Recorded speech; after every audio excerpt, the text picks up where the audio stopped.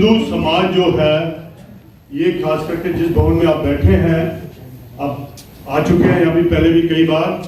ये हमारा सौभाग्य है कि आज फिर आपके हमारे को दर्शन हुए इस प्रांगण में। है इसमें जो हमारे मेंबर हैं सारी दिल्ली, सारे हिंदुस्तान, इवन हमारे ओवरसीज भी हमारे कई मेंबर हैं। और जब अभी तो हमारी मेंबरशिप बंद है, जब ये मेंबरशिप खुलती है तो कोई भी सिंधी दुनिया के किसी भी कोने में रहता है वो इसका मेंबर बन सकता है। तो जो एक आवाज आ जाती है तो समझिए कि वो सारे सिंधियों की एक आवाज होती है जो कि पहुंचाई जाती है। जो शाह से भाजपा के साथ रहे हैं, आप भी भुक्ताभोगी हैं कि 1947 के विभाजन का वीक्षा हमने देखी है। विस्थापित होकर हम कैसे आए थे, मतलब कि हम लोग दाल रोटी कमाने में बड़ी मुश्किल से उस टाइम लगे, बच्चे संभाले, हमारे दादाजी, हमारे पिताजी वगैरह सब, मतलब अब जाके जो है सिंधु समाज एक सक्षम समाज बना है। और जहां तक मेरी समझ है कि गूगल कहता है कि सबसे ज्यादा इनकम टैक्स देने वाला भी एक सिंधु समाज उनमें से एक है। तो एक बार अपने लिए आप सबको शामिल रहेगी। तो सबकी इच्छा है कि अब हमें राजनीति में भी भागीदारी चाहिए, तो उसी लिए हम सब आपसे मिलना चाहते थे और हमारा सौभाग्य है कि सारे आज इकट्ठे हुए हैं। और जैसे मैंने आपको बताया पहले भी कि ये जहां जो सारी दिल्ली के तकरीबन कोने कोने से कोई ना कोई आया हुआ है। जनकपुरी ले लीजिए, लाजपत नगर ले लीजिए, जहांगीरपुरी ले लीजिए, मयूरवा ले लीजिए, श्रीनिवासपुरी ले लीजिए, सरोजनी नगर ले लीजिए, कहीं ना कहीं से कोई ना कोई सिंधी जो वहां की पंचायत का, लोकल पंचायत का अध्यक्ष या मेंबर या किसी तरह से है, किसी मंदिर का, वो यहाँ पे आए हुए हैं। तो मुझे बहुत खुशी है कि सारे इकट्ठे हुए हैं। और ये सब हमने सब 2 घंटे के काम में हम जिसको बुला सकते थे हमने बुलाया। तो आज इसीलिए आपसे के पास सारे इकट्ठे हुए हैं। और आपको बता दें कि जब अभी महाराष्ट्र के चुनाव हुए थे तब हमने एक प्रेस कॉन्फ्रेंस करी थी और उसमें हमने एक फरमान का एक रिक्वेस्ट करी थी सारे सिंधियों से कि जो भी जिस भी कोने में रह रहा है, अगर उसका वोट है महाराष्ट्र में, तो उस दिन वो काम धंधा छोड़ के महाराष्ट्र में जाए और अपना वोट दे। चाहे वो बाईपोल से, जहां भी, जैसे जब झारखंड में भी चुनाव थे वहां पे तो इतने सिंधी नहीं है, पर जैसे महाराष्ट्र में हमारे काफी संख्या है, या यूपी में कहीं भी बाईपोल थे, सब जगह के लिए हमने अपील करी थी कि सारे जाके अपना काम धंधा छोड़ के उस दिन वोट देने जरूर जाएं। और मुझे लगता है वो गए और उसका नतीजा हमने महाराष्ट्र में देखा। और एक बारी जोर से भारत माता की। और विधवाओं को पेंशन ना देना, जो पंजाब के अंदर 2100 रुपए देकर के लेडीज को ना देना, ऐसे कई ऐसे पैम्पलेट हमने छापे हैं, उसकी जो झूठ की बोल निकाली है उसको यहां से खत्म करना है। जब हमारे माननीय मोदी जी विश्व के अंदर उच्च स्थान पे पहुंच चुके हैं, ऐसे वक्त में, ऐसे युग में अगर दिल्ली कैपिटल में भाजपा सरकार ना बने, ये तो बड़ी शर्म की बात हो जाती है। तो इसलिए आज सिंधी समाज इकट्ठा हुआ है, एकजुट होकर के भाजपा की आवाज निकाल रहा है। इस बार केजरीवाल को यहां से हटाने का पूरा ठान के बैठा हुआ है, अंदर जोश भी है। हर दिल्ली के कोने कोने से संस्थाओं के पदाधिकारी आज हमारे बीच में उपस्थित हैं। तो मैं ऐसे वक्त में आपको पूरा आश्वासन देता हूं कि इस बार दिल्ली की जो 80 संस्थाएं हैं, उस संस्थाओं में हर व्यक्ति के अंदर यही चाहत है कि इस बार भाजपा सरकार। श्रीमान जगदीश जी, नरेश बेलानी जी, मेरे पड़ोसी और रोज हमारे साथ पार्क में घूमने वाले नारायण असलानी जी, विजय असलानी जी, अशोक जी, यह परिवार, भारतीय जनता पार्टी के मेरे साथी भरत असलानी जी, मनोज सिंह जी, जिले के अध्यक्ष श्रीमान सुनील कक्कड़ जी, हमारे मंडल के अध्यक्ष प्रदीप जी और उपस्थित सभी हिंदी समाज के और बाकी लोगों का भी मैं यहाँ काफी अभिनंदन करता हूँ।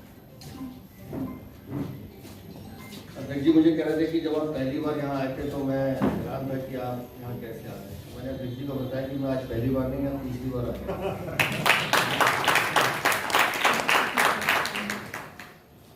और हैरान होने की बात इसलिए ये है कि अपने घर में तो मैं बच्चा कभी भी आ सकता है। बिल्कुल।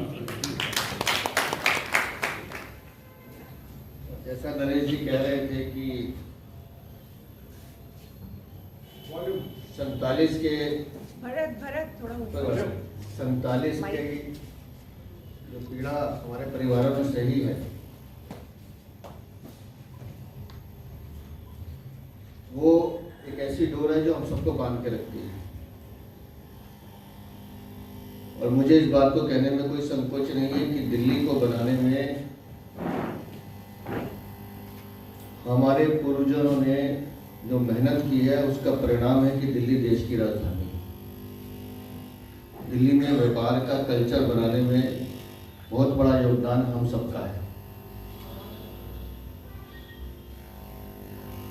और जो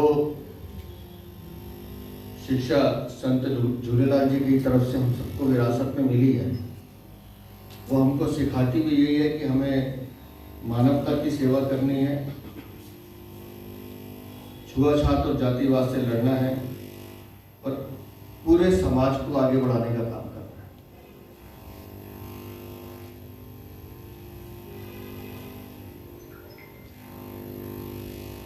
जितना आप संत झूलेलाल जी को पढ़ेंगे तो उसमें सिर्फ एक ही चीज है जो हम सब के लिए प्रेरणा का स्रोत है। संत झूलेलाल जी ने अपने जीवन में हमेशा सामाजिक कुरीतियों का विरोध किया, सामाजिक बुराइयों का विरोध किया और ईश्वरीय प्रताप इतना था कि वो जहां बैठते थे अपनी वाणी से, अपने स्वभाव से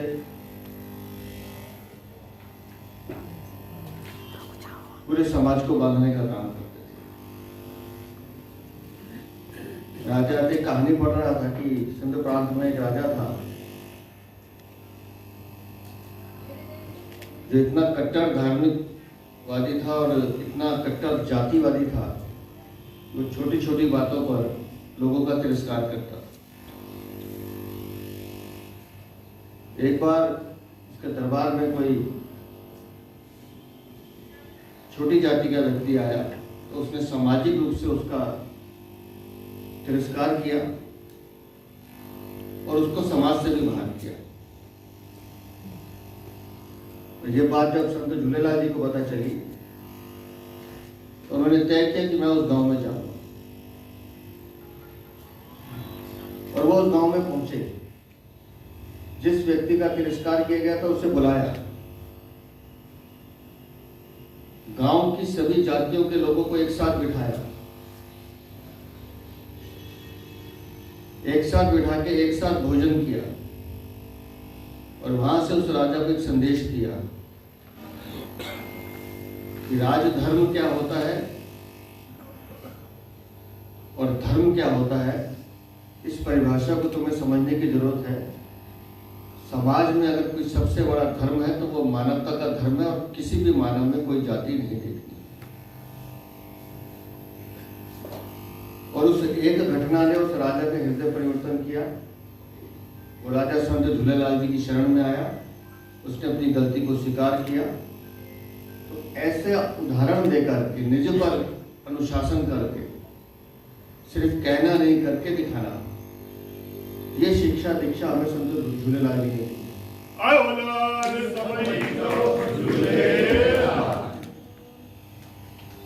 और आज भी हमारा सिंधी समाज क्या करता है, कोई भी सामाजिक कार्यक्रम हो,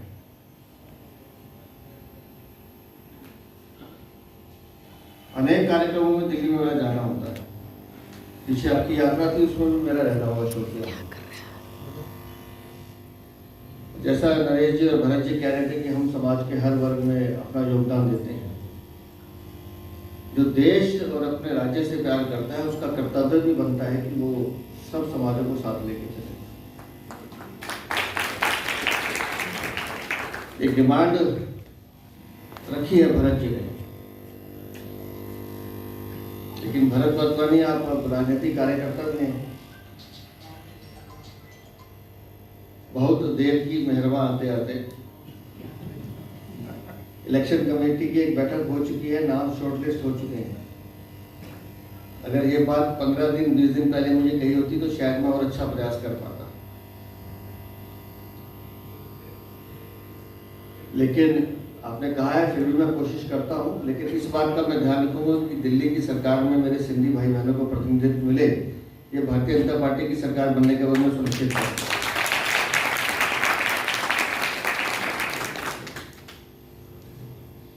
और मेरी तो इच्छा रहती है, जैसा माननीय प्रधानमंत्री जी ने भी कहा, 1 लाख युवा जिनकी कोई राजनीतिक पृष्ठभूमि नहीं है वो राजनीतिक क्षेत्र में आके काम करें, और उस 1 लाख में से अगर 10 भी सिंधी समाज के आते हैं तो मैं समझूंगा कि आज मेरा यहाँ आना सफल हुआ।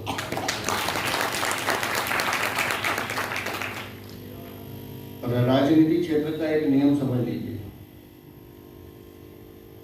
लोगों को राजनीति में आने का मतलब लगता है चुनाव लड़ना।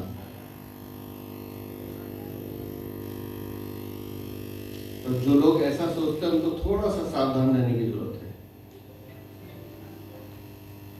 किसी भी राजनीतिक कार्यकर्ता को चुनाव लड़ने की इच्छा होनी चाहिए, इच्छा शक्ति भी होनी चाहिए, प्रयास भी करना चाहिए, लेकिन चुनाव लड़ने के लिए उसकी तैयारी के लिए आपको पूरा समय देना पड़ता है, पूरा जीवन खपाना पड़ता है, और उसके बाद भी अगर भाग्य दोष है उसका जीता जाता है। उदाहरण आपके सामने मैं खड़ा हुआ, 36 साल से मैं कभी चुनाव नहीं लड़ा,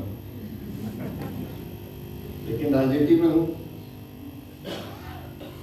राजनीतिक क्षेत्र में काम करना और राजनीतिक चुनाव लड़ना दोनों विषय अलग अलग हैं। मैं राजनीतिक क्षेत्र में इसलिए आया, मैं अखबार में नौकरी करता था, टाइम्स ऑफ इंडिया, एक्सीडेंट से आया। मेरे परिवार में कभी किसी ने राजनीति नहीं की, आगे भी कोई करेगा मुझे नहीं लगता। मैं एक्सीडेंट में जैसे होता है कि अचानक प्रवेश हुआ, संघ में जाते थे, प्रथम वर्ष शिक्षित था, स्वयंसेवक आज भी हूँ, लेकिन सोचा नहीं था कभी राजनीतिक क्षेत्र में जाएंगे। अपनी जान मार रहे हैं तो उनके अनुयायी के रूप में हमको भी अपनी पार्टी का क्रम थामे चलना है, इसके अलावा कोई दूसरा लक्ष्य है ही नहीं। मेरी पार्टी आगे बढ़े, दिल्ली में सरकार बने, उसके लिए मेरे जैसा व्यक्ति महत्वपूर्ण हो ही नहीं सकता। कोई भी व्यक्ति मेरे लिए महत्वपूर्ण नहीं है। हमारी व्यक्तिगत इच्छा उसे दिन पूर्ति हो जाएगी जिस दिन मैं भारतीय जनता पार्टी के किसी भी एक कार्यकर्ता को दिल्ली का मुख्यमंत्री बना दूं, और पिछले 2 साल से मैं इसी काम पे लगा हूं। छोटी छोटी समस्याएं समझ में आती हैं मुझे, क्योंकि मैंने नीचे से काम करना शुरू किया है। मैं लोगों के दर्द को समझता हूं, क्योंकि मैं दिल्ली का बेटा हूं, दिल्ली में जन्म लिया है। आज हम राजेंद्र नगर में हैं। भारत के प्रथम राष्ट्रपति डॉक्टर राजेंद्र प्रसाद के नाम पर ये कॉलोनी बसी थी, राजेंद्र नगर। बड़े बुजुर्गों को पता होगा। पर जिस भारत के राष्ट्रपति के नाम पर ये कॉलोनी बसी है, आज ये कॉलोनी किस लिए चर्चा में है? आज हम इस कॉलोनी के लिए अपना सर गर्व से नहीं उठा सकते। आज ये कॉलोनी इसलिए चर्चा में है कि जो बच्चे IAS IPS बनना चाहते थे वो जहाँ जीते जी पानी में डूब के मर गए। इससे ज्यादा शर्मनाक दिल्ली में हो नहीं सकता। राजेंद्र नगर इसलिए चर्चा में है।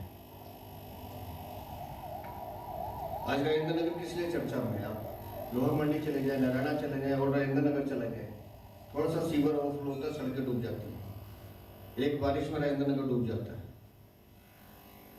वर्षों से सीवर लाइन साफ नहीं हुई है। ये राजेंद्र नगर है।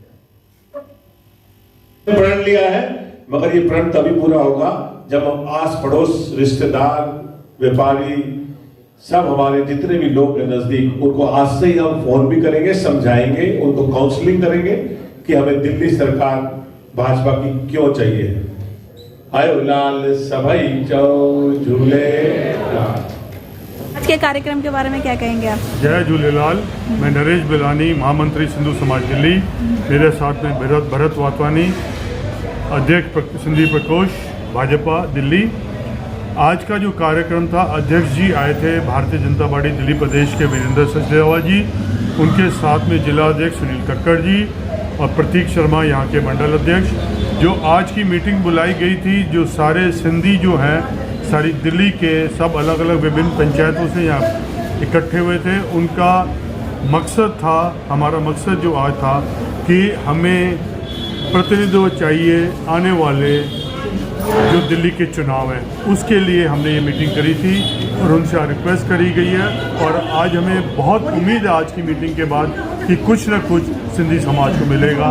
जय झूलेलाल। अब मैं हमारे भाई भरत जी से कहूँगा कि वो आज सिंधु समाज ने मीटिंग बुलाई है। माननीय वीरेंद्र सचदेवा जी आज मुख्य अतिथि के रूप में सिंधी समाज के साथ बैठे हैं और पूरा सिंधी समाज दिल्ली का हर क्षेत्र से यहाँ उपस्थित था। हर संस्थाएं 80 संस्थाएं हैं, उनके पदाधिकारी आज उपस्थित थे। उन्होंने वीरेंद्र सचदेवा से रूबरू बात की है, जैसे फैमिली में एक दूसरे के साथ बात करते हैं वैसे बात की गई है और पूरा आश्वासन दिया है कि इस बार दिल्ली में जो विधानसभा का जो चुनाव है उसमें सिंधी समाज बड़ा अहम रोल निभाने जा रहा है और इस बार जो केजरीवाल को हराने में जो योगदान रहेगा वो सिंधी समाज का रहेगा। तो लगभग 2 लाख वोटर हैं सिंधी समाज के दिल्ली के अंदर और सिंधी समाज में कम से कम 25,000 से लेकर 50,000 तक व्यापारी गण हैं जो 20 लाख वोटरों को टच करता है, या वो कस्टमर के रूप में या एम्प्लॉय के रूप में। तो आज ये सारी बातें हमने माननीय अध्यक्ष जी के साथ रखी हैं और सिंधी समाज की कुछ हमने 7 विधानसभाएं ऐसी निकाली है जहाँ से हम प्रतिनिधि उनको दे सकते हैं। अच्छा, जो एक विनिंग कैंडिडेट हम केजरीवाल को हराने में उनको दे सकते हैं। हमने दिल्ली की 70 विधानसभाओं में से 7 विधानसभाओं में कैंडिडेट दिए, जिसमें नरेश बेलानी जी भी एक हमारे कैंडिडेट हैं। तो इस तरीके से आज बहुत अच्छा कार्यक्रम ऑर्गेनाइज किया गया है नरेश बेलानी जी की ओर से। ये महासचिव है, यहाँ पर हर वर्ग जुड़ा हुआ है। राजेंद्र नगर में उपस्थित गंगाराम के सामने सिंधु समाज, जहाँ पर हर मंगलवार हनुमान जी का आरती भी होती है, भंडारा भी होता है, मेडिकल चेकअप कैंप लगते हैं। यहाँ पर कई पेशेंट्स के लिए हमारे देखेंगे पूरी धर्मशाला फुल रहती है। तो ये एक व्यवसायिक केंद्र है। ऐसे व्यवसायिक केंद्र हमारे दिल्ली में 8-10 हैं जो सेवाएँ कर रहे हैं। तो ये पहले समाज सेवा की है, अब 5 पीढ़ियाँ हो चुकी हैं। अब राजनीतिक अधिकार के लिए हमने उनसे रिक्वेस्ट की है और उम्मीद है कि इस बार हमारे को ये आवाज़ हमारी गूंजेगी और वो आश्वासन दे के भी गए हैं कि मैं आपकी पूरी कोशिश करूँगा, नहीं तो दिल्ली सरकार बनने के बाद आपको प्रतिनिधि जरूर दूंगा सिंधी समाज का। जय भारत, जय झूलेलाल, आयो लाल सभई चौ झूले। ठीक है जी। जो कार्यक्रम था, हम सारे सिंधी समाज दिल्ली की 100 से अधिक पंचायतों के अध्यक्ष, महामंत्री और उच्च ओहदे पे जो लोग थे वो सारे एकत्रित हुए। आने वाले चुनाव में जो है सिंधी समाज जो है अपनी इस वक्त आज़ादी के बाद 5वीं जनरेशन में चल रहा है। जैसे कि मेरे दादाजी हो गए, पिताजी हो गए, मैं हो गया, मेरा बेटा हो गया, उसका भी बेटा हो गया। तो हमारे जैसे ही हम भारत में, जब भारत पाकिस्तान बना तो हम तो भारत में थे ही, लेकिन हमें कोई एक तो स्टेट भी नहीं मिला और हम आते ही अपने रोजी रोटी में लग गए और रोजी रोटी का जो सिलसिला ये 3 जनरेशन तक चलता रहा। अब सिंधी समाज जो है एक मजबूत समाज हो गया। इसने सारे अपना समाज के साथ साथ देश में जो है एक अच्छा उद्यम करके, मेहनत करके पैसा कमाया, अच्छा इनकम टैक्स दे रहे हैं, अच्छे सामाजिक कार्यों में जोड़ रहे हैं।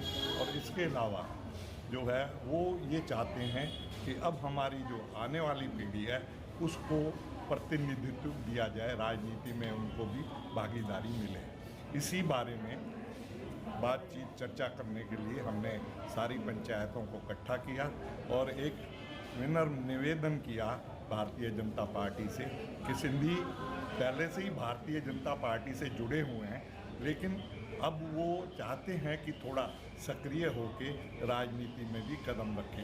तो चाहे एक दिल्ली से, एक जगह से, 2 जगह से, कहीं से भी एक बार शुरुआत हो जाए ताकि सिंधी समाज जो है राजनीति में जो है अपनी एंट्री कर सके और देश की सेवा में भी लग सके और समाज की सेवा में भी लग सके।